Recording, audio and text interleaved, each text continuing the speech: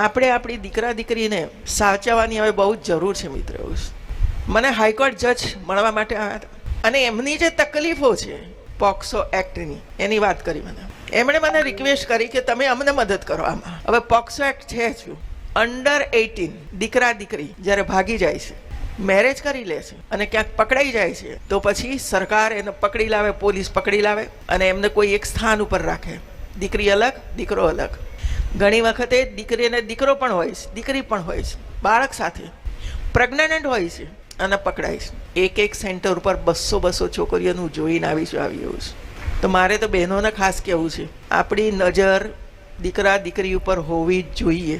હું શંકાની વાત નથી કરતી, મિત્રો હોઈ શકે પણ મિત્રોમાં ફરક હોય છે બહેનો. હું એક એક્ઝામ્પલ આપું તમને, ધ્યાનથી તમે સાંભળજો. તમારી દીકરી 8-10 વર્ષની છે અને મામાનો ફોન આવ્યો, કાકાનો ફોન આવ્યો, ભાઈનો ફોન આવ્યો, મિત્રનો ફોન આવ્યો, તો તમારી બાજુમાં બેસીને એ વાતચીત કરે છે કે મારું હોમવર્ક પૂરું થઈ ગયું છે, મારું વાંચવાનું આમ છે ને તું આવી જાના.